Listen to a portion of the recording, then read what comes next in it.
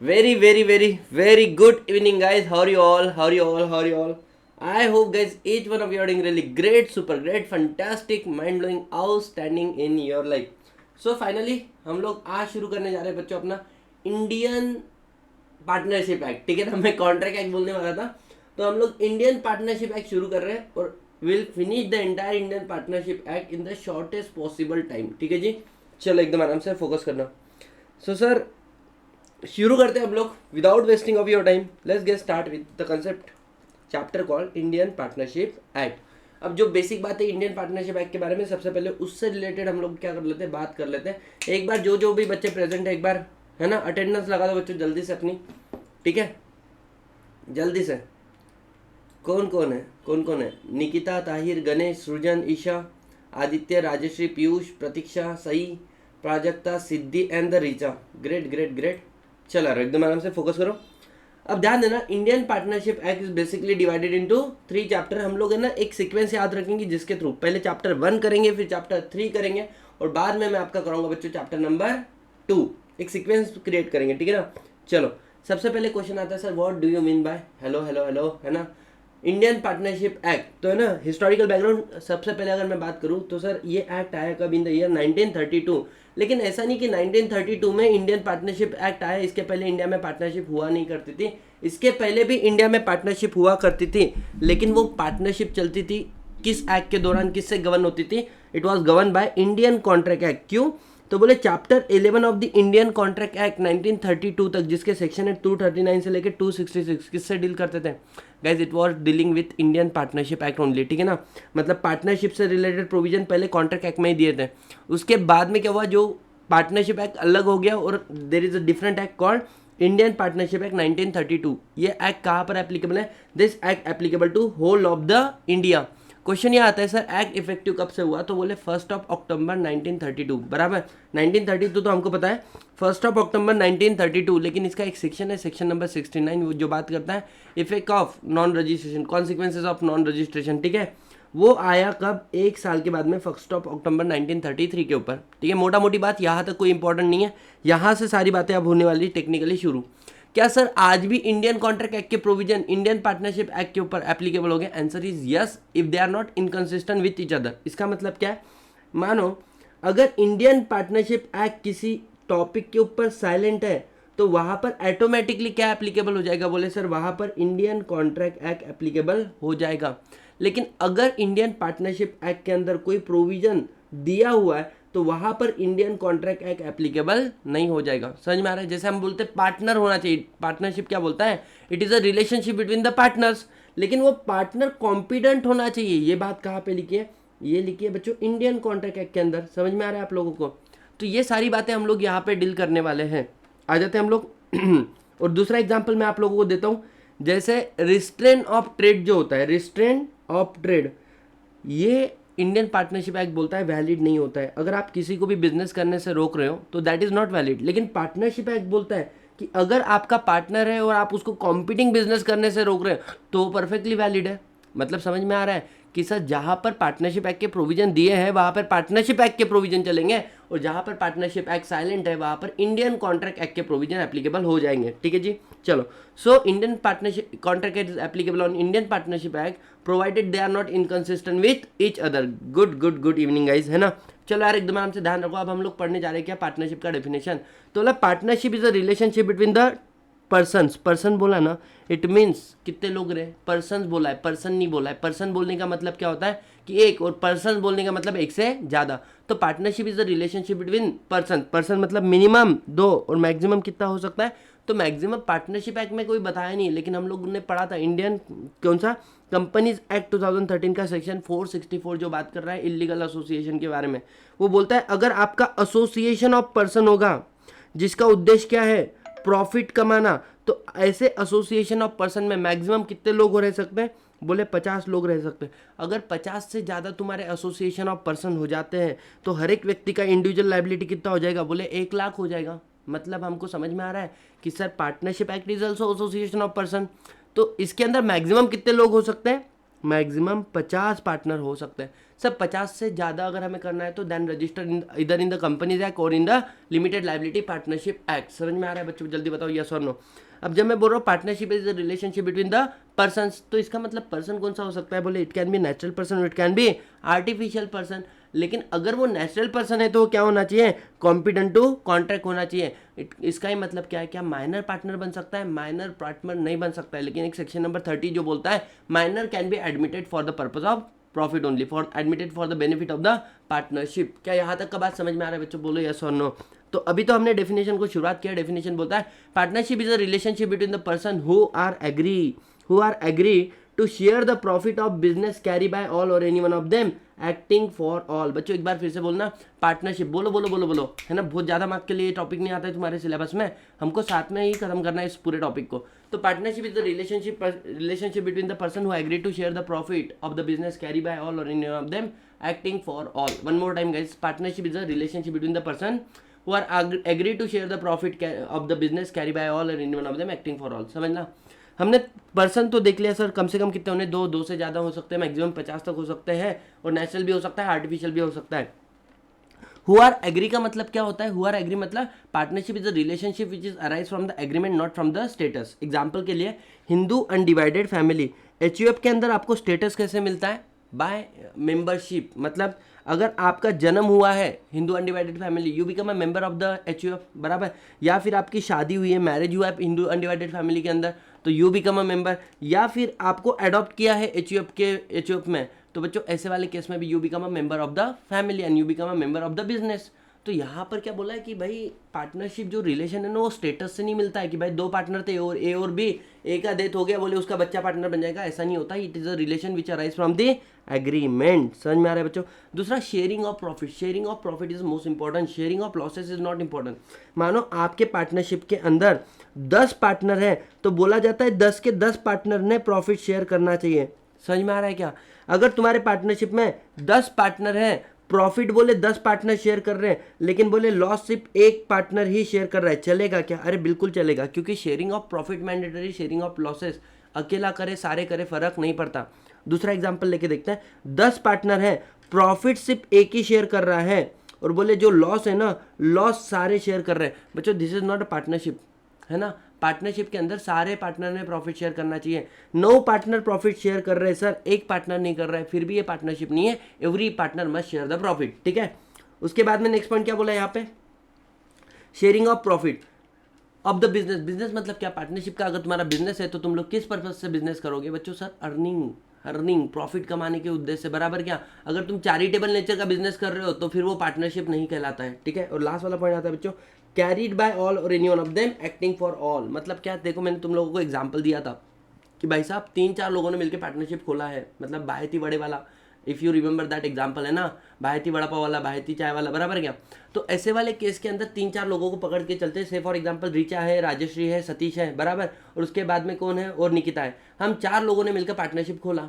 अब इसके बाद में राजेश्री बोलती मेरे को पढ़ाई का बहुत टेंशन आता, मैं काम नहीं करती, बराबर। रिचा बोलती सर आपको तो पता है, बोले मेरे को टेंशन नहीं आता लेकिन मेरे को पढ़ना बहुत पड़ता, बराबर। निकिता बोलती सर मेरे से काम नहीं जमता। काम कौन कर रहा? बोले सतीश भाईती अकेला कर रहा। लेकिन सतीश भाईती अकेला काम कर रहा, अगर मेरे से कोई गलती हो गया क्या तीनों भी लायबल रहेंगे क्या? सर ये तीनों के लायबल रहेंगे, तीनों का वाट लगेगा। समझ में आ रहा है क्या? सबका वाट लगेगा, मतलब चाहे कैरी बाय ऑल हो, चाहे any one of them acting for all हो, चल जाता है।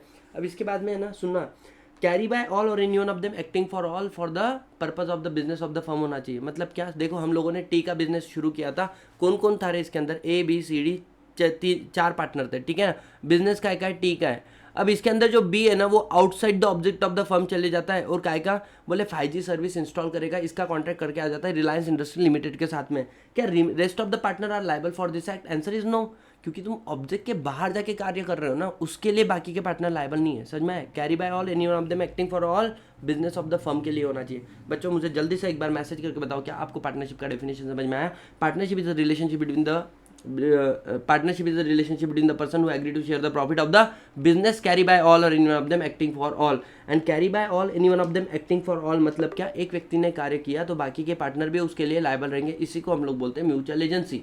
This is a cardinal principle of partnership, test of partnership, ठीक है जी। चलो सो अब 3 लोग पार्टनर है, say for example A B C, बराबर। तो अगर ए कार्य कर रहा है तो A is acting as agent, whereas B and C जो कार्य नहीं भी कर रहे होंगे वो एज गुड एज प्रिंसिपल माना जाएगा, मतलब ए के कार्यों के लिए ये लोग भी लायबल रहेंगे। बी कार्य कर रहा है तो ए सी लायबल रहेगा, सी कार्य कर रहा है तो बोले ए भी लायबल रहेगा। इसके बाद में बच्चों 3 बातें आती, पार्टनर किसको बोलते हैं, फर्म किसको बोलते हैं और फर्म नेम किसको बोलते हैं। से फॉर एग्जांपल 4 लोग अभी पार्टनर लेके चले थे, राजेश्री, ऋचा, निकिता एंड सतीश। तो हम लोगों को इंडिविजुअली हम लोगों को क्या बोलेंगे, पार्टनर बोलेंगे। जब हम लोग एक साथ में तो we are a firm, partnership firm. लेकिन तीसरा बात आता है कि भाई साहब जो भी हम लोगों ने हमारे पार्टनरशिप का नाम रखा है ना, रवि एंड एसडीबी पानीपुरी से, जैसे मेरे स्टूडेंट ने रखा था उसके नोट्स का, तो ये क्या था, बोले ये पार्टनरशिप नेम जिसके थ्रू हमारा बिजनेस हम लोग कैरी ऑन कर रहे हैं। नेचर ऑफ पार्टनरशिप, बोले पार्टनरशिप क्या है, एक पर्सन है, बोले हाँ, लेकिन क्या एक separate legal entity in the eyes of law वो एग्जिस्ट करते हैं, आंसर इज नो। तो क्या पार्टनरशिप, 2 पार्टनरशिप मिलकर तीसरे पार्टनरशिप खोल सकते हैं, आंसर इज नो, है ना। 2 partnership firm can not form a new partnership, हाँ उनके पार्टनर इंडिविजुअली कर सकते हैं। समझ में आया बच्चों? बच्चों जल्दी बताओ यस और नो। यहाँ पर हम लोगों का बेसिक खत्म हो जाता है, किसके बारे में, पार्टनरशिप के बारे में। अब क्वेश्चन ये आता है what is the true test of partnership, ये डायरेक्ट क्वेश्चन है आपके एग्जाम का, what is true test of partnership, ठीक है जी। इसमें आप बेसिकली क्या लिखोगे, देखो कभी भी है ना, इसका जो ओपनिंग करोगे ना, that is with a wording of section 6 करना। मतलब कैसा, पहले तो एक ध्यान देना कि बोलना 3 से 4 लोग ऐसे एक साथ में खड़े हैं, तो अगर ये 3-4 लोग साथ में खड़े हैं तो क्या ये फर्म है या नहीं है, क्या ये फर्म है या नहीं है। और मानो एक व्यक्ति काम कर रहा है किसके साथ में, 3-4 लोगों के साथ में, बराबर, तो क्या ये पार्टनर है या नहीं है। सेक्शन 6 क्या बोलता है कि अगर ग्रुप ऑफ पर्सन मिलकर काम कर रहे हैं तो वो पार्टनरशिप फर्म है या नहीं है, या फिर एक व्यक्ति दूसरे व्यक्ति के साथ में मिलकर काम कर रहा है तो क्या वो उनका पार्टनर है या नहीं है। इसको हम लोग कैसे पता चले, ठीक है, देखो to determine whether the group of person is और is not a firm, group of person firm है या नहीं है, रिगार्ड, या फिर a person working whether is और इज नॉट अ पार्टनर। तो रिगार्ड किसको, हम लोग क्या देखेंगे, बोले उनके रियल रिलेशनशिप को हम लोगों को देखना पड़ेगा, ठीक है। अगर मानो उनके बीच में कॉन्ट्रैक्ट होगा, बराबर, तो हम लोग कॉन्ट्रैक्ट को देख के पता चल जाएगा कि वो लोग पार्टनर है या नहीं है, वो पार्टनरशिप फर्म है या नहीं है। लेकिन इनके बीच में कोई एक्सप्रेस कॉन्ट्रैक्ट नहीं होगा तो बोले फिर आपको सारे रिलेवेंट फैक्ट को देखना पड़ेगा। Guys you have to write same way, है ना, ऐसे ही इसी मैनर में आपको लिखना पड़ेगा कि whether group of person is और इज नॉट अ फर्म और whether a particular person in a partnership firm is और is not a partner, then regard shall be made to, किसको रिगार्ड दोगे आप लोग, रियल रिलेशनशिप, उनके real relationship को देखना पड़ेगा। और बोले अगर उनके बीच में एक्सप्रेस कॉन्ट्रैक्ट होगा, अगर एक्सप्रेस कॉन्ट्रैक्ट होगा तो बोले काम कर लेना, terms and the condition of the contract से पता कर लेना वो पार्टनरशिप फर्म है या नहीं है। अगर उनका कोई एक्सप्रेस कॉन्ट्रैक्ट नहीं है तो ऐसे वाले केस में क्या कर ले, बोले यहाँ पे वो सारे रिलेवेंट फैक्ट को देखना पड़ेगा, ठीक है। अगर आप लोगों को पार्टनरशिप कॉन्स्टिट्यूट करना है तो what is the true test of partnership. True test of partnership बच्चों ये है कि बोले पार्टनरशिप तब तक बन नहीं सकती जब तक वहाँ पर एग्रीमेंट ना हो। समझ में आ रहा है, हमने बोला था एग्रीमेंट मस्ट होता है, बिकॉज एचयूएफ में तो स्टेटस कैसे मिल जाता है आपको, स्टेटस से ही क्या मिल जाता है, मेंबरशिप मिल जाती है। पहली बात एग्रीमेंट होना चाहिए, दूसरा बात क्या होना चाहिए, बोले शेयरिंग ऑफ प्रॉफिट होना चाहिए, सारे लोग एक दूसरे के साथ में प्रॉफिट शेयर करें जरूरी है। और तीसरा, एक व्यक्ति के कार्यों के लिए दूसरा व्यक्ति लायबल होना चाहिए, मतलब म्यूचुअल एजेंसी होना चाहिए, carry by all, any one of them acting for all. अगर क्यूमुलेटिवली मिलकर, तीनों मिलकर अगर सारी चीज़ें एग्जिस्ट करती है तो बोले ये पार्टनरशिप है। अगर इसमें से कोई भी चीज़ मिसिंग है तो बेटा ये पार्टनरशिप नहीं है। मतलब एक व्यक्ति दूसरे व्यक्ति के एक्ट के लिए लायबल है, शेयरिंग ऑफ प्रॉफिट है, लेकिन तुम्हारे अंदर एग्रीमेंट नहीं है, तुम्हारी पार्टनरशिप नहीं है। सर एग्रीमेंट है, एक दूसरे के लायबल है, लेकिन हम लोग प्रॉफिट शेयर नहीं करते, प्रॉफिट अकेला शेयर करता है, फिर भी वो पार्टनर नहीं है। समझ में आ रहा है क्या? मतलब तीनों बात होना चाहिए, एग्रीमेंट भी होना चाहिए, शेयरिंग ऑफ प्रॉफिट भी होना चाहिए, और एक व्यक्ति दूसरे व्यक्ति के कार्यों के लिए लायबल भी होना चाहिए। लेकिन आपको ये बताना पड़ेगा इसमें सबसे इंपॉर्टेंट क्या है, इसमें सबसे इंपॉर्टेंट है mutual agency, that one person is liable for act of another person. Sharing of profit is a prima facie important but not a conclusive evidence. इसका मतलब क्या है, देखो हिंदू अनडिवाइडेड फैमिली में भी लोग प्रॉफिट शेयर करते हैं, लेकिन वो पार्टनर थोड़ी होते एक दूसरे के। जॉइंट ओनर, बच्चों सुनो, एक व्यक्ति ने और दूसरे व्यक्ति ने मिलकर एक घर लिया और उस घर को रेंट पे चढ़ा दिया इन्होंने, क्या वो पार्टनर है? बोले आंसर इज नो। क्यों? क्या यहाँ पर मानो कोई टेनेंट है, ये इसको बोल डायरेक्ट टेनेंट को हटा नहीं सकता है ना, इसको बिना पूछे, मतलब carry by all any one of them acting for all, तुम उसके बिहाफ में कुछ कार्य कर नहीं सकते हो। अच्छा ये इसको हटा नहीं सकता, अच्छा ये घर को सेल नहीं कर सकता, ये डायरेक्टली घर को सेल नहीं कर सकता, इन दोनों को इतना पावर दिया ही नहीं कि एक दूसरे के बिहाफ में काम करे, तो ये काहे के बोले ओनर है ये, they are not a partner. Then lender of the firm.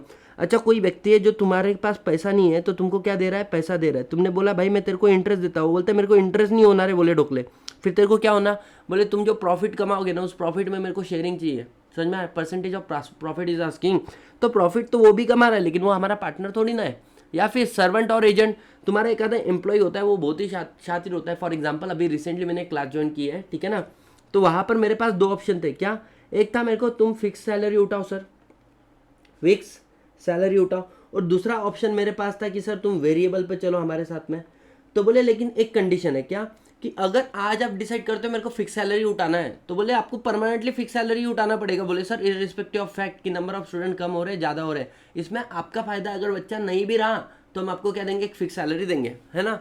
और दूसरा क्या है, वेरिएबल। सर वेरिएबल में पंगा ये है कि अपन नया नया क्लास शुरू कर रहे हैं, शायद इनिशियली अपने पास बच्चे ना रहे, है ना, तो इसमें आपका लॉस है। बोले सर आपको ऐसा हो सकता है कि आपका कॉस्ट ऑफ पेट्रोल ज़्यादा है, बोले आने जाने का खर्चा ज़्यादा है, बोले स्टार्टिंग में, है ना, और आपका जो इनकम है बोले पर बच्चे के पीछे वो शायद कम रहेगा। बच्चों मुझे बताओ मैंने कौन सा ऑप्शन सिलेक्ट करना चाहिए, I am asking to you guys, है ना, मैंने इन दोनों में से कौन सा ऑप्शन सिलेक्ट करना चाहिए। और अपना मारवाड़ी बुद्धि भी बीच में आड़ी आता है ना सारी चीज़ों में। बताओ तुम लोग जल्दी से बताओ। ये दो ऑप्शन आप लोगों के पास होते कि एक तो फिक्स सैलरी, ये मेरा रियल लाइफ है ना, अभी का रिसेंट वाला एग्जांपल है। एक था मेरे पास ऑप्शन फिक्स सैलरी वाला, अच्छा सैलरी है, नॉट अ जोक, मतलब अच्छा वाला। और सेकंड था वेरिएबल कॉस्ट, वेरिएबल मतलब एक बच्चे पर बच्चे के पीछे आपको मिलेगा। बताओ आइडियली मैंने क्या एक्सेप्ट करना चाहिए, रिसेंट वाला बात है, what I am suppose to, variable. Sakshi का बोलना है sir you should go with a variable, ठीक है ना, वेरिएबल, बहुत बढ़िया बच्चों, है ना सर, 2 नंबर वाला, क्या बात है, क्या बात है, बहुत ही बढ़िया। And even I decided that I will go with what, I will go with variable. मैंने बोला देखो शॉर्ट टर्म के लिए छोड़ो ना यार, बात करते तो लॉन्ग टर्म की करते हैं ना। अरे यस और नो, यस। तो हम लोग, मैंने डिसाइड किया मेरा वेरिएबल वाला पोर्शन रहना चाहिए। तो बोलने का मतलब क्या है बच्चों, आ जाओ, क्या टू टेस्ट ऑफ पार्टनरशिप समझ में आया। अब इन छोटे मोटे डिफरेंस आपके सिलेबस में दिए हैं पार्टनरशिप के साथ में, तो वन बाय वन हम लोग सारे डिफरेंस को कवर करते हैं, ठीक है। चलो एक काम करता हूँ, अगर आप अपने मॉड्यूल को साइमल्टेनियसली रखोगे ना गाइस, आपको समझ में आ जाएगा हम लोगों ने क्या क्या कवर किया है। देखते चलो, ठीक है। क्या मैं बोल सकता हूँ we are done with the definition of partnership guys, जल्दी से बताओ यस और नो, यस। और उसके बाद में जो हम लोगों ने बात किया ना वो सारे इन्होंने यहाँ पे फीचर बोल के निकाल दिए। एग्रीमेंट होना चाहिए, है ना, शेयरिंग ऑफ प्रॉफिट होना चाहिए, carry by all any one of them acting for होना चाहिए, म्यूचुअल एजेंसी एग्जिस्ट करना चाहिए, बराबर। और उसके agreement need not to be writing, agreement oral भी हो सकता है, रिटर्न भी हो सकता है, लेकिन एग्रीमेंट होना जरूरी होता है, ठीक है। उसके बाद में टाइप्स ऑफ पार्टनरशिप, उसके बारे में हम लोग बाद में बात करेंगे, कवर करते जाएंगे। अब आ जाते हैं डिफरेंट जो आपके सिलेबस में दिया आप लोगों को। सर एक है पार्टनरशिप और एक है कंपनी, है ना, एक है partnership and then there a company. तो पार्टनरशिप का क्या है, बोले सर देखो पार्टनरशिप जो है वो क्या सेपरेट लीगल एंटिटी है, बोले नहीं। लेकिन क्या कंपनी सेपरेट लीगल एंटिटी है, बोले हाँ। दूसरा, लाइबिलिटी पार्टनरशिप में अनलिमिटेड, कंपनी में मेंबर का लाइबिलिटी लिमिटेड होता है। नंबर ऑफ पार्टनर पार्टनरशिप में मैक्सिमम कितने हो सकते हैं बच्चों, 50 हो सकते हैं। हाँ, इस लिमिट को बढ़ा के हम लोग 100 कर सकते हैं, क्योंकि सेक्शन 464 में 100 लिखा है, रूल में 50 लिखा है।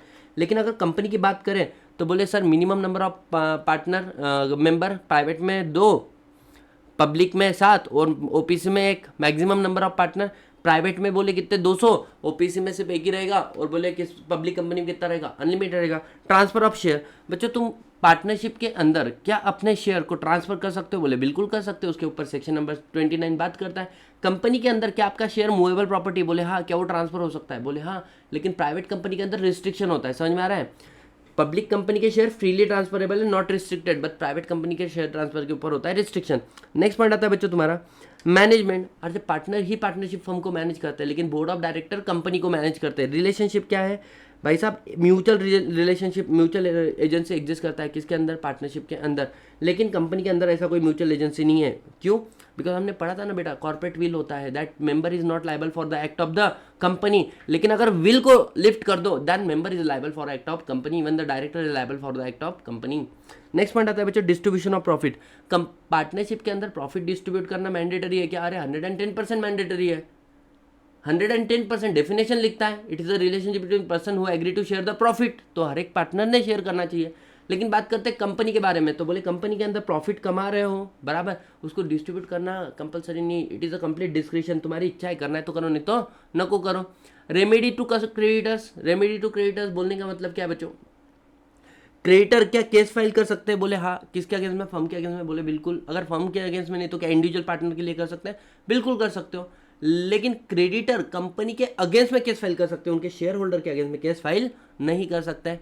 ऑडिट, बेटा पार्टनरशिप का ऑडिट तुमको मैंडेटरी नहीं है, लेकिन कंपनी का ऑडिट तुम्हारा प्रॉफिट नहीं भी होगा, जीरो भी होगा तो भी मैंडेटरी होता है। आइडियली ये गलत है, मेरे को ऐसा लगता है, क्योंकि बाहर के कंट्री में कैसा है ना, अगर तुम लोग प्रॉफिट नहीं कमा रहे हो तो तुमको ऑडिट करना कंपलसरी नहीं है। तो मुझे ऐसा पर्सनली लगता है कि ऑडिट मैंडेटरी नहीं रखना चाहिए था। किस केस में? इन केस ऑफ तुम्हारा पार्टनरशिप। चलो आ जाओ बाद में। डिसोल्यूशन, बच्चों firm can be dissolve even death of the partner. अगर एक आधे पार्टनर का डेथ हो गया है, रिटायरमेंट हो गया, तुम्हारा फर्म डिसॉल्व हो गया। But company created by law, existence of company come to end by process of law only. बच्चों क्या यहाँ तक आपको समझ में आया? बोलो यस और नो।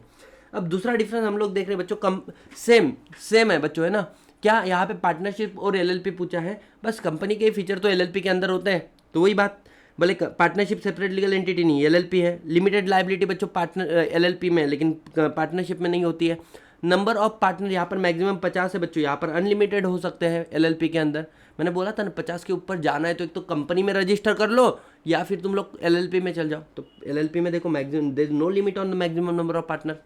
उसके बाद में नेक्स्ट पॉइंट आता है बच्चों तुम्हारा entering into contract. Of course partnership is not a separate person enter into contract of behalf of the partner. मतलब पार्टनर ही पार्टनरशिप कॉन्ट्रैक्ट में एंटर हो रहा है तो as good as partner enter हो रहे हैं। समझ में आ रहा है?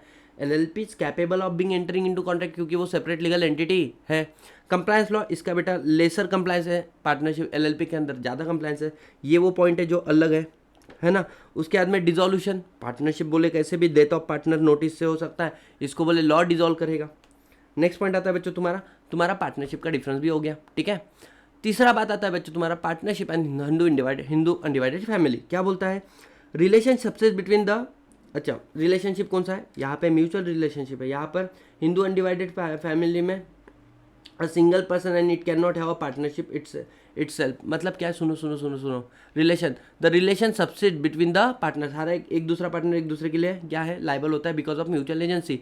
It is a single person, Hindu undivided है बराबर, and it can not have a partnership by itself. मतलब भाई एक व्यक्ति दूसरे व्यक्ति के कर्मों के लिए लाइबल नहीं है। समझ में आ रहा है कि नहीं आ रहा? उसके बाद में मैनेजमेंट, यहाँ पे सारे पार्टनर मिलकर मैनेज करते हैं, लेकिन बेटा यहाँ पे एक व्यक्ति होता है जो हेड ऑफ द फैमिली होता है, उसको बोलते हैं कर्ता, वो कार्य करता है। शेयर ऑफ प्रॉफिट बेटा इधर क्या है? शेयर ऑफ प्रॉफिट मैंडेटरी है, और जो फिक्स नेचर का होता है यहाँ पे बच्चों नो शेयर ऑफ प्रॉफिट, मतलब कोई फिक्स नेचर का शेयरिंग ऑफ प्रॉफिट नहीं है। अगर मेंबर ऑफ फैमिली बढ़ते गए तो आपका प्रॉफिट में रेशो कम होते जाएगा, ठीक है। प्रॉपर्टी, अगर आपका पार्टनरशिप का प्रॉपर्टी तो ऐसा माना जाता है वो पार्टनर का प्रॉपर्टी। क्यों? Because there is no difference between partnership and the partner. But यहाँ पे बोला है दिस बिजनेस इज स्पेसिफाई, क्या है? Acetal joint property which every member. अच्छा मतलब, और यहाँ का जो प्रॉपर्टी है एचयूएफ का वो सारे मेंबर का प्रॉपर्टी माना जाएगा, ठीक है जी। Each partner is agent of other, but partnership यहाँ पर एजेंसी वाला रिलेशन नहीं है। किधर? तुम्हारे हिंदू अनडिवाइडेड फैमिली में। और लास्ट में डिसोल्यूशन बच्चों, यहाँ पे तो आपको पता है कैसे हो जाता है, लेकिन अगर आपको the death of the karta will not lead to dissolution of HUF. क्यों? दूसरा व्यक्ति बन जाएगा हेड ऑफ द फैमिली, ठीक है जी। गाइस क्या ना ऐसे we are done with this, yes और नो? जल्दी से बताओ क्या यहाँ तक आपको समझ में आया, हाँ या ना? अब सर जो मैंने आपको डिफरेंस कराए थे, जॉइंट स्टॉक कंपनी का मैंने डिफरेंस कराया था, को ओनरशिप का मैंने डिफरेंस कराया, that is not mandatory for you, है ना। इसके बाद में सर मैंने एसोसिएशन के साथ में डिफ्रेंशिएट कराया, वो मैंडेटरी नहीं तुम्हारे साथ में। क्लब का तुमको मैंने क्या कराया था? डिफ्रेंशिएशन कराया था रेगुलर क्लास में, वो भी तुम्हारे लिए ज़रूरी नहीं है। बस तुम लोगों के लिए इतने ही डिफरेंस जितने हम लोगों ने कराए थे ना, इतने ही जरूरी हो जाते हैं। अब हम लोग बात करते हैं बच्चों काइंड ऑफ पार्टनरशिप के ऊपर, ठीक है। काइंड ऑफ पार्टनरशिप क्या बोलता है? सुनो, पार्टनरशिप रिगार्ड टू, अब ड्यूरेशन, टाइम से लेके पार्टनरशिप को डिवाइड करते बोले हम लोग कैसा? बोले पार्टनरशिप को अगर टाइम के बेस पे आपको डिवाइड करना है तो एक होता है पार्टनरशिप एट अ विल, और एक होता है बच्चों फिक्स पार्टनरशिप, है ना। Partnership for a particular period, partnership for a fix period जिसको बोलते हैं। और अगर हम लोग बिजनेस के बेसिस पे बात करें तो बोले एक पार्टनरशिप होती है तुम्हारी कौन सी? बोले पर्टिकुलर पार्टनरशिप, और एक पार्टनरशिप होती है कौन सी? बोले बच्चों general partnership. One by one बात करते हैं हम लोग। सबसे पहले आते हैं बच्चों partnership at a will. Partnership at a will मतलब क्या भाई? हम लोग जिस दिन डिसाइड करेंगे ना उस दिन इस पार्टनरशिप को क्या कर देंगे? बंद कर देंगे। ये हो गया आपका पार्टनरशिप एट अ विल। मतलब देयर इज नो क्या बोल सकता है? Determination of partnership, there is no the partnership did does not specify regarding the duration of partnership, regarding the determination of the partnership. इस पार्टनरशिप को close कैसे कर सकते हैं? बोले नोटिस दे दो राइटिंग में टू ऑल अदर पार्टनर, और तुम्हारी पार्टनरशिप क्या हो गई? डिसॉल्व हो जाएगी, बराबर। अब क्वेश्चन ये आता है कि सर एक पार्टनरशिप थी फिक्स पीरियड के लिए, हमने 2 साल के लिए बनाई थी, 2 साल कंप्लीट हो गया, फिर भी वो पार्टनरशिप क्या है? कंटिन्यू है।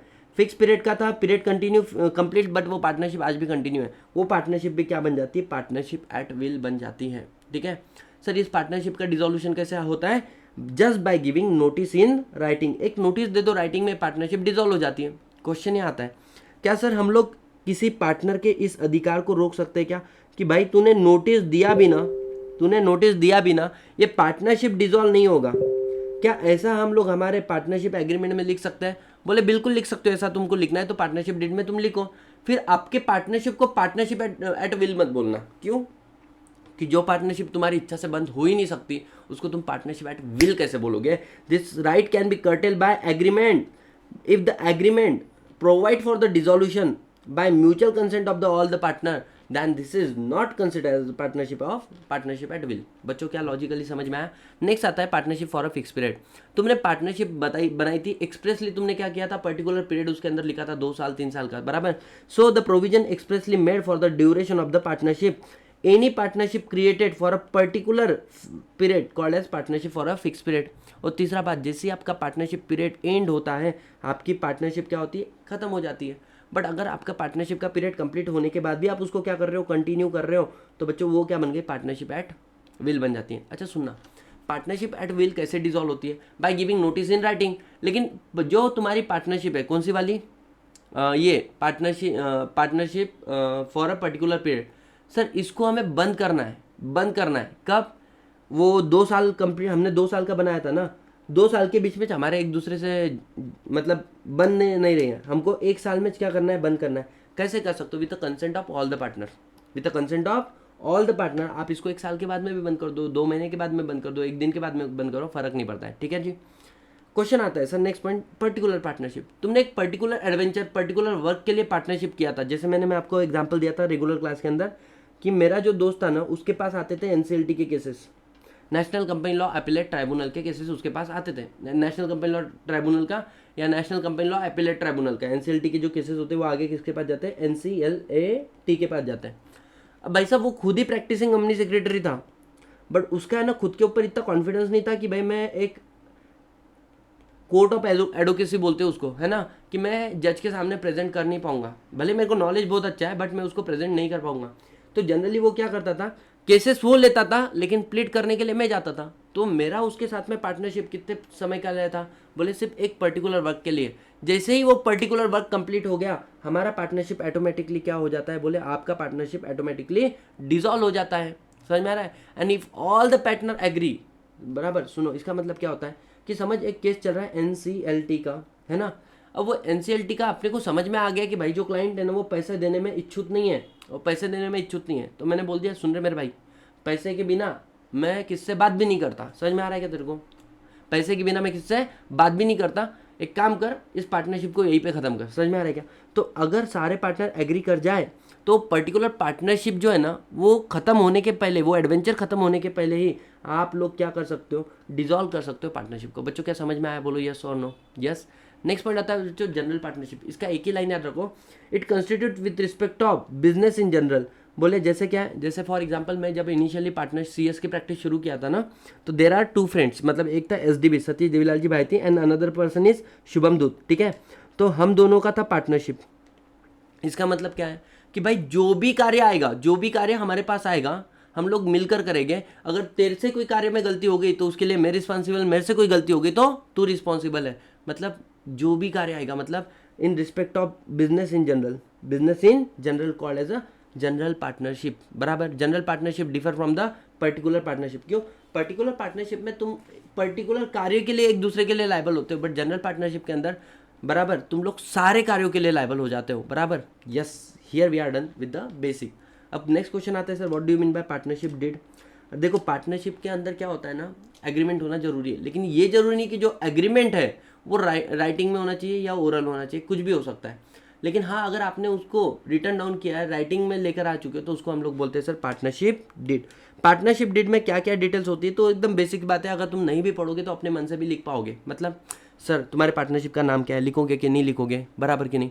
तुम्हारे सारे पार्टनर के नाम तुमको लिखना पड़ेगा। उसके बाद में nature and the place of business, जहाँ से तुम क्या कर रहे हो, तुम्हारा पार्टनरशिप का धंधा शुरू कर रहे हो, डेट किस दिन तुमने पार्टनरशिप शुरू किया था, ड्यूरेशन ऑफ द पार्टनरशिप, कब तुम्हारा पार्टनरशिप मतलब क्या, कितने समय के लिए बना हुआ है। तो जनरली वहाँ पे यही लिखते हैं, it is a partnership at a will. Generally देखना, कोई भी तुम लोग बोलो ना किसी को जाके कि पार्टनरशिप बनाना है, तो ड्यूरेशन में क्या लिखता है, डिटर्मिनेशन ऑफ पार्टनरशिप में this partnership at a will, ऐसा लिखते हैं, ठीक है ना। मैंने खुद ने की है ना। मराठी में पूना में पार्टनरशिप रजिस्टर करते हैं, उसका फॉर्म फॉर्म ब फॉर्म का, इंग्लिश में उसको फॉर्म ए फॉर्म बी फॉर्म सी बोलते हैं। आगे बढ़ो। कैपिटल कंट्रीब्यूशन हर एक पार्टनर का कितना है, प्रॉफिट शेयरिंग रेशो तुम लोग कितना ले रहे हो, कैसे आप लोग पार्टनर का एडमिशन दोगे, कैसा कोई पार्टनर छोड़ के जा सकते हैं। अच्छा तुमने कैपिटल कंट्रीब्यूशन किया है ना, तो कितना इंटरेस्ट लोगे, तुमने लोन एडवांस दिया है तो उसके अंदर तुम कितना इंटरेस्ट दोगे, समझ में आ रहा है। Provision for settlement of account कैसे सेटल करोगे, प्रोविजन सैलरी कमीशन दोगे कि नहीं दोगे पार्टनर को, किसी पार्टनर को हटाना एक्सपल्शन कैसे करोगे, समझ में आ रहा है। ये सारी बातें तुम लोग कहाँ पे लिखते हो, बोले पार्टनरशिप डेट के अंदर हम लोग लिखते हैं। फालतू वाला बात है बच्चों, आ जाओ आगे बढ़ते हैं हम लोग। अब हम लोग बात करते हैं, चलो आपके सिलेबस में आके एक बार देख लेते हैं हम लोगों ने क्या क्या कवर कर लिया है। टाइप्स ऑफ पार्टनरशिप हम लोगों ने कवर किया है गाइस, टाइप्स ऑफ पार्टनरशिप।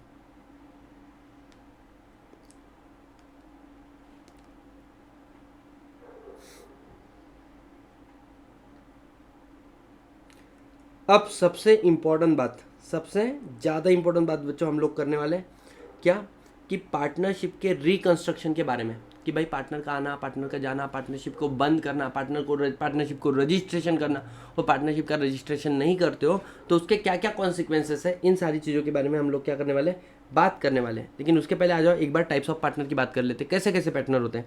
सबसे पहले आता है बच्चों तुम्हारा एक्टिव पार्टनर, जिसको एक्चुअल पार्टनर या ऑस्टेंसिबल पार्टनर भी बोला जाता है। मतलब सर ये एग्रीमेंट से बनता है, ये एक्टिवली पार्टिसिपेट करता है बिजनेस के अंदर, समझ में आ रहा है। अब ये लोगों को पता है ये तुम्हारी पार्टनरशिप का क्या है, पार्टनर है, तो क्या ये रिटायर हो सकता है, बोले ऑफकोर्स रिटायर हो सकता है। लेकिन जब भी ये रिटायर होगा, सबसे इंपॉर्टेंट बात ये है कि भाई साहब इसको पब्लिक नोटिस दे के जाना पड़ेगा। क्यों, क्योंकि सारे जनता को पता है कि ये क्या है, तुम्हारा पार्टनर है।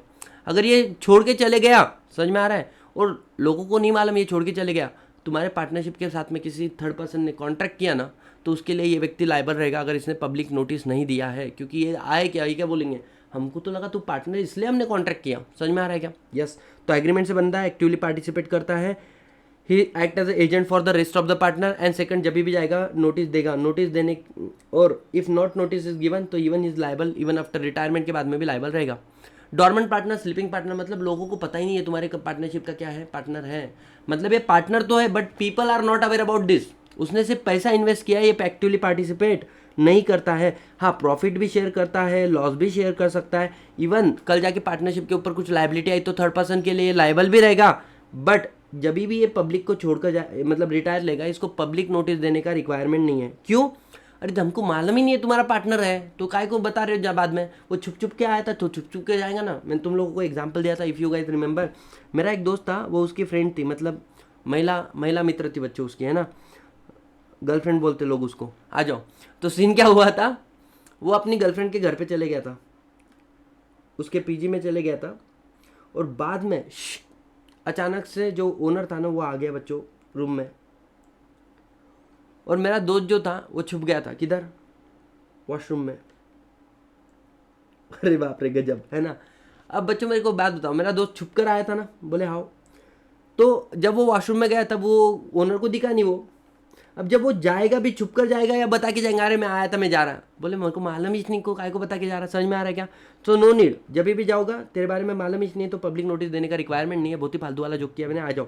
दूसरा नॉमिनल पार्टनर, मतलब ऐसा व्यक्ति जिसने सिर्फ अपना नाम लेंड किया है बच्चों, समझ में आ रहा है, जिसने अपना नाम लेंड किया है। मतलब बाहेती पानीपुरी वाले नाम से मैंने दुकान शुरू किया, चल नहीं रही थी, मोदी जी बोले मेरा नाम यूज़ करो, है ना, नमो पानीपुरी वाले, ऐसा मैंने बोला ठीक है जी चलो। सो ही लेंड हिज नेम, बट ना ही वो प्रॉफिट में शेयर मांगता है, ना ही वो लॉसेस में हिस्सा लेता है, ना ही वो बिजनेस में पार्टिसिपेट करता है। उसने क्या किया है, सिर्फ उसने अपना नाम दिया, लेकिन बेटा उनका नाम लग गया, है ना। तुमको नहीं लगता क्या उनका नाम ही लग गया तो काफ़ी है कि नहीं है, बोले हाँ काफ़ी है ना। बोले भाइयों बहनों बच्चों, ऐसे वाले केस में कल जाके कुछ गड़बड़ हुआ तो क्या अपने मोदी जी लाइबल रहेंगे कि नहीं रहेंगे? However is liable to third person, क्योंकि उसने अपना नाम दे दिया, लोग तो उसके विश्वास पे आ रहे हैं। Partner in the profit only, मतलब क्या होता है? देखो हम लोगों ने बोला है पार्टनरशिप में प्रॉफिट शेयर करना मैंडेटरी। लोगों को लगता है ये माइनर का बात कर रहे हैं, ऐसा नहीं है ढोकलो। सपोजिंगली सतीश भाई थी तुम्हारा पार्टनर बनने के लिए रेडी है, लेकिन मैं बोलता है कि मैं लॉसेस में शेयर नहीं लेगा, है ना। प्रॉफिट हुआ तो मैं हिस्सा मांगेगा, लेकिन लॉस हो रहा है तो भाई साहब मैं बेयर नहीं करेगा। तो I am profit partner in the profit only, share in the profit but not in the loss, no role in the management of the company, लेकिन मैं थर्ड पर्सन को लायबल हूं। अब ये खतरनाक कंसेप्ट हो गया क्या? जब आप लॉस में हिस्सेदारी नहीं ले रहे हो तो आप थर्ड पर्सन को लायबल कैसे रहोगे? बोले सुनना ना, ये बात मैंने पार्टनर के साथ में किया है कि भाई मैं इसे प्रॉफिट शेयर करूंगा लॉस में, लेकिन लोगों को तो मालूम है ना आई एम पार्टनर, लोग मेरे ऊपर भी एक्शन ले सकते हो, उन लोगों को मैं लायबल हूं, मैं अपने पार्टनर को लायबल नहीं हूं। समझ में आ रहा है? कॉम्पेंसेट करने के लिए। That's it guys. Incoming partner मतलब क्या? एग्जिस्टिंग फर्म के अंदर नया पार्टनर कोई ज्वाइन कर रहा है तो उसको बोलेंगे इनकमिंग पार्टनर। और वहीं पे बच्चों आउटगोइंग पार्टनर मतलब क्या? कोई पार्टनरशिप को छोड़कर जा रहा है, लेकिन पार्टनरशिप के अभी भी कैरी ऑन हो रहा है, पार्टनरशिप तो कंटिन्यू है, तो उसको हम लोग क्या बोलेंगे? That person is a outgoing partner. समझ में आ रहा है क्या? सारे पार्टनर छोड़ के गए, that is a dissolution of partnership firm. समझ में आ रहा है? यहाँ पर एक जा रहा है, बाकी के लोग कंटिन्यू कर रहे हैं। सो भले ही वो जिस दिन पार्टनरशिप को छोड़कर चले गया, जिस दिन वो पार्टनरशिप को छोड़कर रिटायरमेंट ले लिया, उसके पहले किए वाले कर्मों के लिए, यहाँ पे जो उसके कर्म थे ना, उसके लिए वो जाने के बाद भी क्या रहेगा? लायबल रहेगा।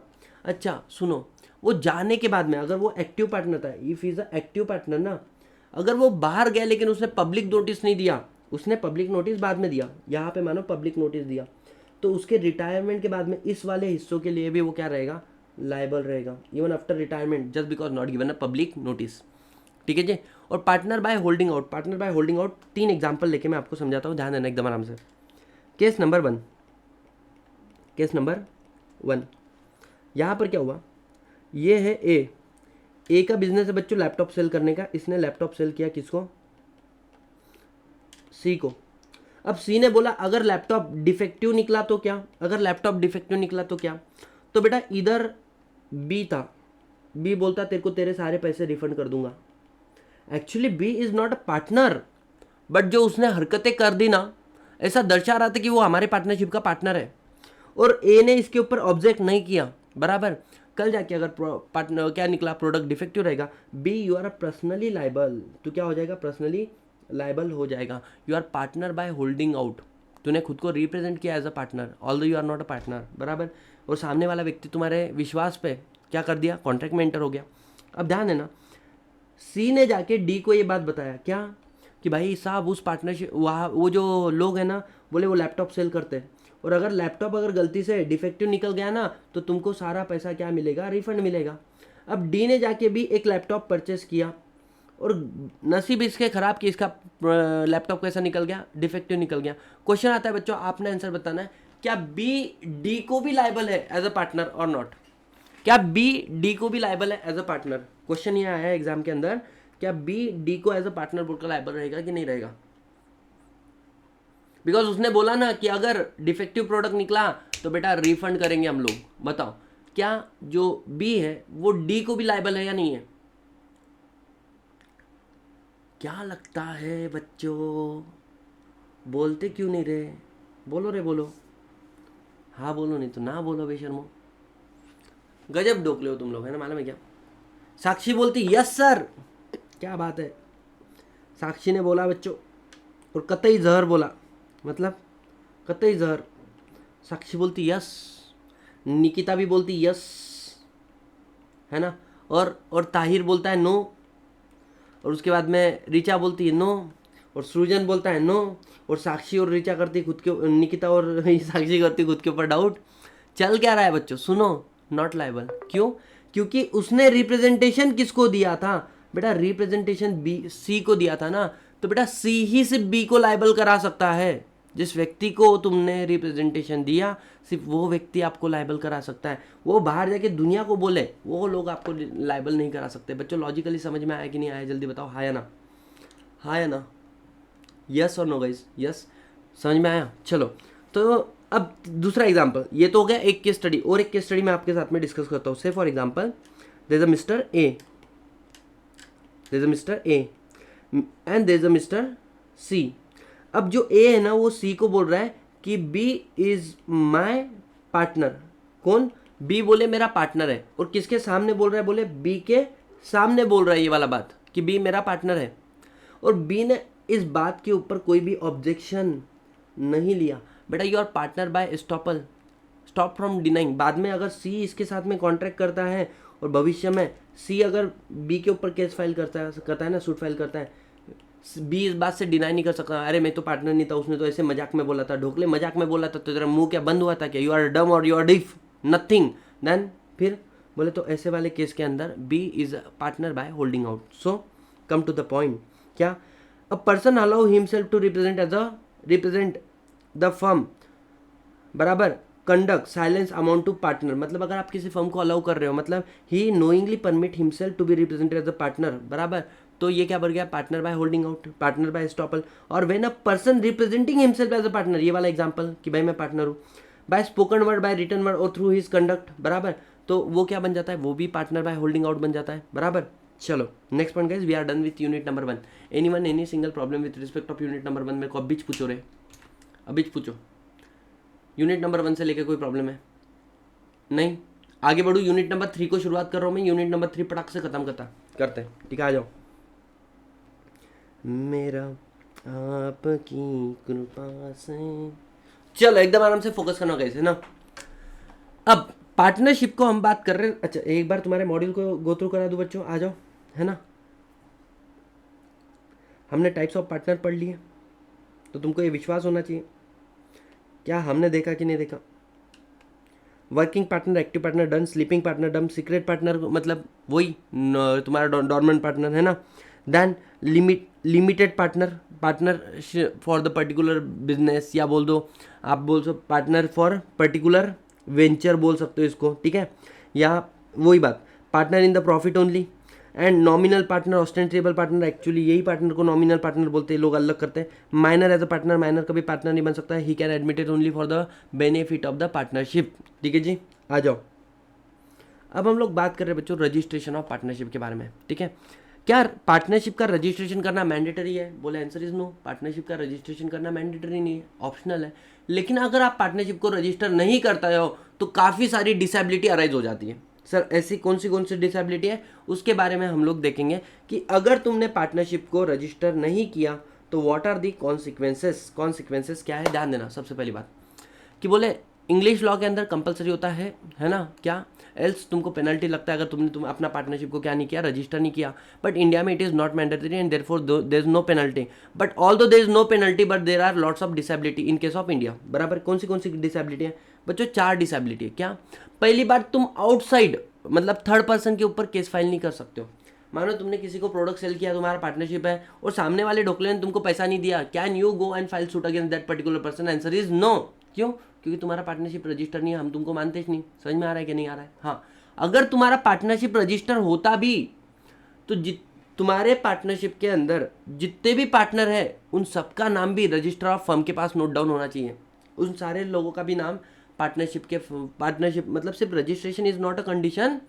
जो लोग केस फाइल कर रहे हैं इनका नाम रजिस्टर ऑफ फर्म के पास क्या होना चाहिए? बोले फाइल रजिस्ट्रार के पास रजिस्टर होना चाहिए। 2 एग्जाम्पल मैं आप लोगों को देता हूँ, ठीक है ना।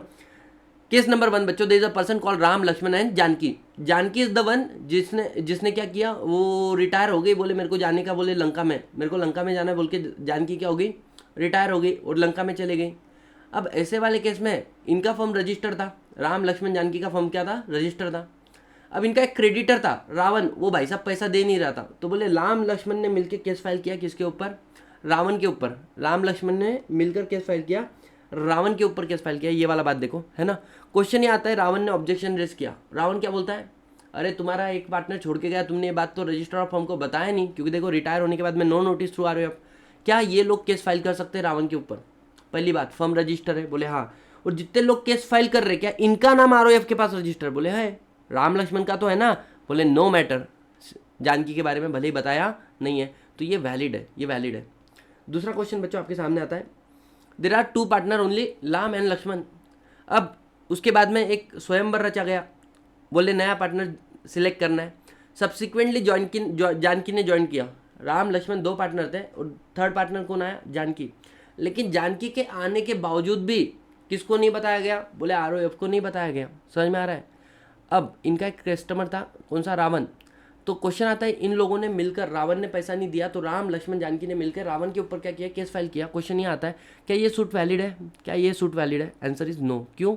All the firm is register, but firm register है, आरओएफ के पास किसका नाम है, बोले मोल लक्ष्मण का। जानकी का नाम तो अभी तक रजिस्टर हुआ ही नहीं है, तो बेटा ये सूट वैलिड नहीं है। समझ में आ रहा है बच्चों तुम लोगों को? ये दोनों भी केस देखो, क्या दोनों केस समझ में आए?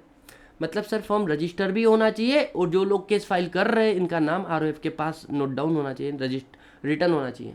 That's it. आगे बढ़ते हैं। पहला पॉइंट, अच्छा सिविल केस आप फाइल नहीं कर सकते हो, लेकिन क्रिमिनल केस फाइल कर सकते हो। सामने वाले ने आगे तुम्हारे पार्टनरशिप पे भाटे फेंक के मारे, करो। दूसरा, no relief of partner for set off the claim. मानो तुम्हारा क्रेडिटर है, क्रेडिटर को तुम लोगों ने कितना देना है बच्चों, क्रेडिटर को तुम लोगों ने 10,000 रुपये देना है, ठीक है ना। सॉरी क्रेडिटर को तुमको 30,000 रुपये देना है। उसने तुमको गुड्स सप्लाई किया था 30,000 रुपये का, तुमको उसको कितना रुपये देना है, 30,000। और तुम्हारे क्रेडिटर ने भी तुम्हारी कुछ सर्विसेज लिए थे तो उसको भी तुमको 10,000 रुपये देना है। क्रेडिटर चले गया बच्चों कोर्ट में, है ना। क्रेडिटर बोलता है मेरे को इनके 30,000 रुपये लेना बनता है, और तुम बोलते हैं अरे हमको भी तो उसके 10,000 लेने बनते, तो हमसे 20,000 रुपये देंगे। क्योंकि तुम्हारी फर्म रजिस्टर नहीं है, तुम सेट ऑफ क्लेम नहीं कर सकते। सेट ऑफ तुमको अलाउ है only if the claim is less than 100 rupees. 100 रुपये से छोटा सेट ऑफ आप कर सकते हो। अगर आपको 100 रुपये से बड़ा सेट ऑफ करना है तो आपकी फर्म रजिस्टर होनी चाहिए। बच्चों समझ में आया क्या? No relief of set off. तीसरा, no civil suit against the partner and the firm. मानो पार्टनरशिप के अंदर तुमने रेशियो लिखा था 20-20-30-30। एक पार्टनर 20 लेगा, दूसरा पार्टनर 20 लेगा, तीसरा पार्टनर 30 लेगा, 100% ऐसा रेशियो था। एक पार्टनर ने लिया 50, दूसरे ने लिया 40, एक को दिया 10%, रेशियो गड़बड़ गया। ऐसे वाले केस में तुम बोलते रुको तुमको मैं देखता कोर्ट के अंदर, बेटा तुम्हारा पार्टनरशिप रजिस्टर नहीं है, you can not go and file suit against the another partner, you can not file suit against the partnership firm. हाँ, लेकिन एक पार्टनर ने दूसरे पार्टनर को असॉल्ट किया, झापड़ वापड़ मारा, तो बेटा you can go and file suit against that particular person, क्योंकि सिविल कोड को रिस्ट्रिक्ट किया है, क्रिमिनल कोड को रिस्ट्रिक्ट नहीं किया है, और पार्टनरशिप के रिलेशन को रिस्ट्रिक्ट किया है। समझ में आ रहा है क्या? वो घर पे आके तुमको मार के जा रहे हैं। पार्टनरशिप के बाहर कोई रिलेशन हो गया ना, उसके लिए तुम केस फाइल कर सकते हो। समझ में आ रहा है? तीसरा बात, थर्ड पार्टी कैन शू, तुम्हारे ऊपर थर्ड पार्टी कैन शू कर सकते हैं। अच्छा, पार्टनरशिप रजिस्टर नहीं होने की 4 डिसेबिलिटी बताओ। पहली बात, तुम थर्ड पार्टी पे केस नहीं फाइल कर सकते, थर्ड पार्टी तुम्हारे ऊपर कर सकता है। 2 बातें तो ऐसे ही हो गई। अब थर्ड पार्टी ने क्लियर केस फाइल किया तो तुम सेट ऑफ नहीं कर सकते हो। तुम्हारी सन की तुम्हारे पार्टनर के ऊपर बोले साले ने रजिस्टर नहीं किया, तुम बेटा उसके ऊपर भी केस फाइल नहीं कर सकते हो। क्या ये 4 बातें आपको समझ में आई? बोलो यस और नो गाइस। यस। हाँ, एक्सेप्शन मतलब क्या कि भाई केस फाइल में third person can file suit against you. Partnership, तुम पार्टनर क्या बोल सकते हो, दूसरे पार्टनर के ऊपर या पार्टनरशिप फर्म के लिए ऊपर केस फाइल नहीं कर सकते हो, लेकिन तुम पार्टनरशिप फर्म को डिसॉल्व करने के लिए केस फाइल कर सकते हो, तुम सेटलमेंट ऑफ अकाउंट करने के लिए केस फाइल कर सकते हो। छोड़कर जा रहे हो तो केस फाइल कर सकते हो। समझ में आ रहा है क्या? उसके बाद में अगर इंसॉल्वेंसी हो गया तो official assignee receiver case file कर सकता है। लीगल रिप्रेजेंटेटिव किसी पार्टनर का डेथ हुआ तो वो कर सकता है ना। और अगर सेट ऑफ आपका 100 रुपीज़ से नीचे का वो कर सकते हो। This is not that relevant for you, है ना। आपके लिए 4 डिसेबिलिटी इंपॉर्टेंट है। अब सर क्वेश्चन ये आता है कि सर पार्टनरशिप को रजिस्टर कैसे करें बताओ। हमारी तो हालत ख़राब होगी सुनने के बाद में। तो बोले पार्टनरशिप को कब रजिस्टर कर सकते हो? एट एनी टाइम कर सकते हो। समझ में आ रहा है क्या? बोले डन सन, कर सकते हैं। अब दूसरा बात होता है, मतलब पार्टनरशिप बनाने के पहले रजिस्टर करो। पहले पार्टनरशिप मतलब तुम लोगों ने बनाई पार्टनरशिप और उसके बाद में बिजनेस करो, या फिर बिजनेस शुरू कर दो और बाद में रजिस्टर करो, कभी भी कर सकते हो, फर्क नहीं पड़ता है। एप्लीकेशन कौन देगा? बोले एप्लीकेशन देना है रजिस्टर ऑफ फर्म को, एप्लीकेशन देना है रजिस्टर ऑफ फर्म को। लेकिन जब एप्लीकेशन दोगे तो आपको कुछ डिटेल देनी है। बोले क्या detail? Name of the firm देना पड़ेगा, प्रिंसिपल प्लेस ऑफ बिजनेस कहाँ से कर रहे हो, कोई अदर प्लेस ऑफ बिजनेस है तो वो, ईच पार्टनर का डेट क्या किस दिन उन्होंने ज्वाइनिंग किया, उनका नाम वगैरह क्या है, और ड्यूरेशन ऑफ पार्टनरशिप के बारे में बताना पड़ेगा। ठीक है ना। क्वेश्चन आता है ये सारे डॉक्यूमेंट तुमने किसको दे रहे हैं? रजिस्टर ऑफ फर्म को। अच्छा, इसको साइन कौन करेगा? पार्टनर चाहे तो खुद करे, चाहे तो अपने एजेंट से कराए, फर्क नहीं पड़ता। लेकिन हाँ, कुछ बातें हैं कि आप अपने नाम के अंदर क्राउन, एम्पायर, किंग, क्वीन बराबर ऐसे नाम मत लगाना, या कोई ऐसा स्टेटमेंट नाम मत लगाना which show your patronage with the government, की गवर्नमेंट से तुम्हारे कनेक्शन है। ठीक है ना। तो ऐसे वाले केस में तुमने एप्लीकेशन किया रजिस्टर ऑफ फर्म को, रजिस्टर ऑफ फर्म क्या करेगा? एंट्री करेगा आपके डॉक्यूमेंट का और आपको इशू करेगा सर्टिफिकेट ऑफ रजिस्ट्रेशन। क्वेश्चन आता है मेरी पार्टनरशिप कब रजिस्टर हो गई ऐसा माना जाएगा? जिस दिन मैंने एप्लीकेशन फाइल किया उस दिन, या जिस दिन मेरे को सर्टिफिकेट ऑफ रजिस्ट्रेशन मिला, बोले जिस दिन आपने एप्लीकेशन कर दिया ऐसा माना जाएगा उसी दिन आपकी पार्टनरशिप क्या हो चुकी है, रजिस्टर हो चुकी है। बच्चों क्या यहाँ तक समझ में आया? जल्दी बताओ प्रोसीजर। आप एप्लीकेशन करोगे, साइन आप करो या अपने एजेंट से कराओ, किसको, ROF को, उसको क्या डिटेल्स दोगे, name, partnership, principal, place of business, partner ने किस दिन ज्वाइन किया, ड्यूरेशन क्या है, ठीक है। वो अगर जैसे आपने एप्लीकेशन दिया, फीस दे दिया, आपका पार्टनरशिप रजिस्टर माना जाएगा। बाद में वो आपको कभी भी सर्टिफिकेट, मैं तुमको बताया था 2018 के अंदर जो पार्टनरशिप के एप्लीकेशन दिए थे किधर, पूना के अंदर, उनके 2023 के अंदर सर्टिफिकेट ऑफ रजिस्ट्रेशन मिल रहा है। समझ में आ रहा है क्या? तो certificate of registration is not important, आपने एप्लीकेशन दिया दैट इज मोर इंपॉर्टेंट। जब भी इन डिटेल में चेंज हो रहा है ना, नेम चेंज हो रहा है, principal place of business change हो रहा है, पार्टनरशिप का पार्टनरशिप के डिटेल्स चेंज हो रहे हैं, बराबर, तो ये सारे केस में आपको चेंजेस किसको बताने, रजिस्टर ऑफ फर्म को इंटीमेट करने पड़ेंगे। दैट्स इट गाइस, है ना। रिकैप बच्चों, टाइम कभी भी कर सकते हो, एप्लीकेशन ROF को स्टेटमेंट क्या दोगे, क्या क्या डिटेल्स दोगे, नाम के अंदर क्या क्या नहीं होना चाहिए, रजिस्टर इफेक्टिव कब से हो जाता है, जिस दिन आपने एप्लीकेशन किया। अब नेक्स्ट पॉइंट आता है तुम्हारे सामने, क्या कि सर हमको पार्टनरशिप को करने का, आप डिजॉल्व, पार्टनरशिप को डिजॉल्व करना है, तो बोले there is a difference between dissolution of partnership and there is a dissolution of firm. क्या होता है सर डिफरेंस? सुनो, डिजोल्यूशन ऑफ फर्म मतलब क्या, देयर आर 4 पार्टनर ABCD, चारों लोगों ने डिसाइड कर लिया पार्टनरशिप को खत्म करते हैं, डिजोल्यूशन ऑफ फर्म बोलेंगे। क्यों? क्योंकि सारे पार्टनर के बीच में का जो जुडिशियल, जो क्या था, एक लीगल रिलेशन था ना, वो खत्म हो गया, जो एक लीगल सिस्टम का तुम्हारा पार्टनरशिप चल रहा था ना, वो खत्म हो गया। लेकिन डिसोल्यूशन ऑफ पार्टनरशिप क्या होता है? डिसोल्यूशन ऑफ पार्टनरशिप होता है कि मानो देयर आर 4 पार्टनर ABCD, इसमें से A छोड़कर जा रहा है, लेकिन जो BCD है ये लोग बिजनेस को कंटिन्यू कर रहे हैं, तो यहाँ पे एक पार्टनर का रिलेशन खत्म हुआ है, डिसोल्यूशन ऑफ पार्टनरशिप हुआ है, लेकिन 3 लोगों की तो पार्टनरशिप चल ही रही है ना, तो इसको डिसोल्यूशन ऑफ फर्म नहीं बोलेंगे। A particular partner goes out, बराबर, एंड द रिमेनिंग पार्टनर में डिसाइड टू कंटिन्यू और कैरी ऑन द बिजनेस, तो relation between the such partner and other partner dissolve, not dissolution of firm, firm नहीं dissolve. समझ में आया? अब अगर आप लोगों को याद आ रहा होगा तो जो मैंने आपको नोट दिया उसके अंदर डिजोल्यूशन ऑफ पार्टनरशिप और डिजोल्यूशन ऑफ फर्म का मैंने आपको डिफ्रेंसिएशन कराया हुआ है, ठीक है ना, उतना आपको करना है। जब ये भी पार्टनरशिप डिजॉल्व होगी तो बच्चों क्या होगा, एसेट को सेल करेंगे, लाइबिलिटी को पे ऑफ करेंगे, और अगर सरप्लस बचा तो डिस्ट्रीब्यूट किस में करेंगे, बोले पार्टनर के बीच में डिस्ट्रीब्यूट करेंगे। बस इसी चीज़ को समझ के लेना है, अब आगे वाली चीज़ों को पढ़ना है। सर डिसोल्यूशन कैसे होगा? डिसोल्यूशन कैसे होगा? एक तो बाय ऑर्डर ऑफ कोर्ट होगा या विदाउट ऑर्डर ऑफ कोर्ट होगा।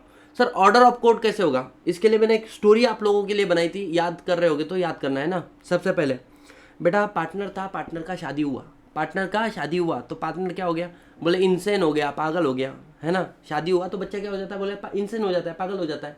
दूसरा बात क्या है कि फिर उसके पत्नी ने उसको बम धोया, बम मारा, बम पीटा, बराबर, तो बेटा वो परमानेंटली डिसेबल हो गया, परमानेंटली डिसेबल हो गया, बोले वो पार्टनरशिप कंटिन्यू नहीं कर सकता है। अब ऐसे वाले केस में उसने डिसाइड किया कि यार जान दे, मैं क्या करता, मैं पार्टनरशिप में से बाहर जाता और मेरा इंटरेस्ट किसी और अपने दोस्त को देके जाता, तो बेटे उसने क्या कर दिया, उसने अपना इंटरेस्ट थर्ड पर्सन को ट्रांसफर कर दिया। समझ में आ रहा है? जस्ट ट्राई टू अंडरस्टैंड, मैं आपको लिंकिंग करा के दे रहा हूँ, बाद में उसकी मीनिंग समझाऊंगा। तो अगर आप अपना इंटरेस्ट पार्टनरशिप के अंदर किसी active partner, main partner, interest third person को ट्रांसफर कर देते हो तो भी तुम्हारा पार्टनरशिप क्या हो जाएगा, डिसॉल्व हो जाएगा बाय ऑर्डर ऑफ कोर्ट। 3 बातें बताई मैंने, शादी हुआ तो इंसेन हो गया, पत्नी ने बम धोया तो परमानेंटली डिसेबल हो गया, तीसरा बेटा उसने अपना इंटरेस्ट ट्रांसफर किया। अब तुमने जिस दोस्त को तुम्हारा इंटरेस्ट ट्रांसफर किया वो बम चिड़ी मारी नेचर का था, मतलब जाता था लड़कियों को बोलता था डिंग डिंग डिंग डिंग, ऐसा करता डिंग डिंग डिंग डिंग, है ना, मतलब उसकी हरकतें बिल्कुल भी अच्छी नहीं थी। मतलब क्या करता था बेटा, वो मिसकंडक्ट करता था, गलत हरकतें करता था। इसके ऊपर मैंने आपको एक प्रैक्टिकल केस बताया था कि एक बड़े IT कंपनी का जो एम्प्लॉय था, बहुत ही ज़बरदस्त उसका नॉलेज था, लेकिन हरकतें गलत होने की वजह से उसको उस कंपनी से निकाला। फ़र्क नहीं पड़ता, उसने अपनी कंपनी शुरू किया और बेटा वो कंपनी को भी उसने ऊपर पहुँचाया, लेकिन हरकतों से बाज नहीं आया। समझ में आया? फिर अपनी कंपनी में से अब हाथ धोना पड़ा। आदत गंदा था उसका, एक गंदा मतलब ठीक है यार, हर किसी का होता है, बट मॉरली नॉट राइट, है ना। तो मिसकंडक्ट कर रहा है और that misconduct need not to related with the business of partnership, ठीक है। चौथा बात क्या बोला बच्चों, फिर उसको समझाया ऐसा नहीं करना, फिर भी वो परसिस्टेंट ब्रीच ऑफ एग्रीमेंट कर रहा है। समझ में आ रहा है? That is one of the reason. फिर जब बात गई कोर्ट में, कोर्ट ने बोला भाई इट इज़ जस्ट एंड तुम्हारे कि भाई तुम्हारा उसके वजह से तुम्हारे पार्टनरशिप को हो रहा था लॉस पे लॉस, सालों तक लॉस, प्रॉफिट दिख ही नहीं रहा है। लास्ट तुम कोर्ट में गए, कोर्ट बोलते हैं भाई डिसॉल्व करो तुम्हारी पार्टनरशिप, डिसॉल्व करो, बस जस्ट एंड इक्विटेबल। बच्चों इसी चीज़ को आप लॉजिकली समझो। शादी हुआ, इंसेन हुआ ना, तो अगर तुम्हारा पार्टनरशिप के अंदर जो एक्टिव पार्टनर है, मेन पार्टनर है, अगर वो हो जाता है इंसेन, पार्टनरशिप को कौन चलाएगा, समझ में आ रहा है क्या? पार्टनरशिप कोर्ट ऑर्डर देके बंद कर सकता है। अप्लाई कौन करेगा? बाकी के पार्टनर करो, या फिर जो पार्टनर इनसेन हुआ है ना उसका कोई नियरेस्ट फ्रेंड कर देगा। परमानेंटली इनकैपेबल, अगर वो पार्टनर क्या हो गया बच्चों, परमानेंटली इनकैपेबल हो गया, वो धंधा ही नहीं कर सकता, बिजनेस ही नहीं कर सकता है, समझ में आ रहा है? मिसकंडक्ट तुम्हारे बिजनेस से रिलेटेड नहीं होना चाहिए, लेकिन जो तुम्हारे बिजनेस को एडवर्सली अफेक्ट करे। मेरे को बताओ, वो जो मैंने केस बताया था कि लड़की को छेड़ाछाड़ी करता था, वो समझ में आ रहा है? Although it is not connected with the business, there is nothing to do with the business, but उसके वजह से उसका नाम खराब हो रहा है मार्केट के अंदर। लोग तुम्हारे पार्टनरशिप को धंधा क्यों देंगे, समझ में आ रहा है क्या? That is one of the persistent breach of agreement. अब आगे बच्चों, ट्रांसफर ऑफ इंटरेस्ट किया था मैंने, याद आ रहा है तुमको? जब तुम तुम्हारा इंटरेस्ट थर्ड पर्सन को ट्रांसफर कर देते हो, बाकी वाले पार्टनर खुश नहीं है उसके साथ में, बराबर। सो कोर्ट भी क्या कर सकती है, डिसॉल्व कर सकती है। नेक्स्ट पॉइंट बच्चों, persistent partnership is relationship between the क्या बोल सकते हैं, person who agree to share the profit. मैंने बोला था एनजीओ के लिए तुम पार्टनरशिप नहीं खोल सकते। पार्टनरशिप खोला 20 साल हो गए, धंधे में प्रॉफिट ही नहीं दिख रहे, दूर दूर तक बोले प्रॉफिट क्या चीज़ होती है, बोले तेरे को मालूम प्रॉफिट क्या होता है? बोले वो क्या होता है, मेरे को भी नहीं मालूम। बेटा तुम्हारे पार्टनरशिप में तुमको प्रॉफिट नहीं दिख रहा है, कोर्ट ऑर्डर देके क्या करेगा, पार्टनरशिप को बंद करा सकता है। आ जाओ, परपेचुअल लॉसेस, है ना, परसिस्टेंट ब्रीच ऑफ एग्रीमेंट कर रहे हो, बार बार एग्रीमेंट को तोड़ रहे हो, या फिर परपेचुअल लॉसेस हो रहे हो, और लास्ट में कोर्ट में अप्लाई किया, कोर्ट बोलता है it is just and equitable to close down the partnership. बच्चों क्या याद हुए, बोलो हाँ है ना? पहला बात, लॉजिक याद करो, शादी हुआ, इंसेन हुआ, फिर वाइफ ने मारा, परमानेंटली डिसेबल हुआ। तीसरा, उसने अपना इंटरेस्ट ट्रांसफर किया, जिसको ट्रांसफर किया बेटा वो चिड़ी मारी पने करता, मतलब मिसकंडक्ट करता। उसके बाद में तुम्हारे पार्टनरशिप को क्या हो रहा है, उसको समझाया तो ब्रीच ऑफ एग्रीमेंट कर रहा बार बार। उसके बाद में पार्टनरशिप को हो रहा लॉस उसके वजह से, कोर्ट में गए, कोर्ट बोलता है just and equitable to close down the partnership, और तुम्हारा पार्टनरशिप हो गया बंद। क्या मुझे बताओ, यहाँ तक समझ में आया? बोलो हाँ या ना, हाँ या ना गाइस, हाँ या ना? अब विदाउट ऑर्डर ऑफ कोर्ट भी पार्टनरशिप बंद हो सकती है, बोले बिल्कुल हो सकती हो। कैसे? डिपेंड करता है तुम्हारी पार्टनरशिप कैसी है। If it is a partnership at a will तो बाय नोटिस, अगर पार्टनरशिप एट अ नहीं है, विल नहीं है, तो with the consent of all the partners. समझ में आ रहा है? आप क्या करो, बंद कर दो। दूसरा, कंपल्सरी डिसोल्यूशन, कोर्ट का ऑर्डर जरूरी नहीं, तुमको बंद करना ही पड़ेगा। बोले कब? All but one partner insolvent, 4 partner थे, 3 इंसॉल्वेंट हो गए, एक ही बाकी है, या चारों की चारों इंसॉल्वेंट हो गए। समझ में आ रहा है? ऐसे वाले केस में क्या ही करेंगे, बोले एक जन धंधा करके बंद करो, बोले। तीसरा, अनलॉफुल हो जाता है तुम्हारा बिजनेस, मतलब तुमने बोला खर्रा, ऐसा कर रहे तुम लोग, ऐसे धंधे कर रहे, मोदी जी बोले, मोदी जी के पास ऐसे मोदी चल रहे थे, उनके चरणों में आके गिरा, है ना? बोलो जुबान कुश्ती, है ना? ऐसा किया तुमने, मोदी जी ने खर्रा बैन कर दिया बच्चों। समझ में आ रहा है क्या? ऐसे वाले केस में तुम्हारा बिजनेस करना अनलॉफुल हो गया। लेकिन सर हम लोग खर्रे का भी बिजनेस करते थे और हम किराना शॉप भी चलाते थे। बोले फिर दो बिजनेस थे ना, एक ही अनलॉफुल हुआ ना, दूसरा तुम्हारा पार्टनरशिप बंद नहीं हुआ। क्यों? क्योंकि एक से ज़्यादा बिजनेस है तो rest of the business lawful है, तो उसको कंटिन्यू करो। नेक्स्ट पॉइंट आता है तुम्हारा, dissolution on happening of certain contingency. कौन सी? फिक्स पीरियड का पार्टनरशिप था, पार्टनरशिप फिक्स पीरियड खत्म हो गया। पर्टिकुलर पार्टनरशिप था, वो पर्टिकुलर पर्पस खत्म हो गया, पार्टनर का डेथ हो गया, इंसॉल्वेंट हो गया। ऐसे कुछ इवेंट है जिसकी वजह से पार्टनरशिप क्या हो गया, खत्म। और लास्ट में पार्टनरशिप एट विल होगा तो बाय नोटिस देखे। समझ में आ रहा है? Yes sir. नेक्स्ट पॉइंट आता है बच्चों, यहाँ पर तुम्हारा पार्टनरशिप का डिसोल्यूशन का पोर्शन कंप्लीट हो गया। मुझे बताओ, क्या आपको पूरा डिसोल्यूशन ऑफ पार्टनरशिप समझ में आया कि नहीं आया? आया कि नहीं आया? And we are at the end of the third unit guys, we are at the end of the third unit. Third unit क्या बोलता है, सुनो। कॉन्सिक्वेंसेस ऑफ डिसोल्यूशन, जब पार्टनरशिप डिसॉल्व होगी तो कॉन्सिक्वेंसेस क्या है? ये देखो, थर्ड यूनिट बहुत छोटा था, शुरू भी हो गया खत्म भी हो गया, इसमें कोई बड़ा रॉकेट साइंस भी नहीं था, है ना? पहला बात, liability for act of the partner done after the dissolution. Section 45 बोलता है जब भी पार्टनर छोड़ के जा रहा है, एक्टिव है, तो पब्लिक नोटिस देता है कि नहीं देता है? बिल्कुल देता है।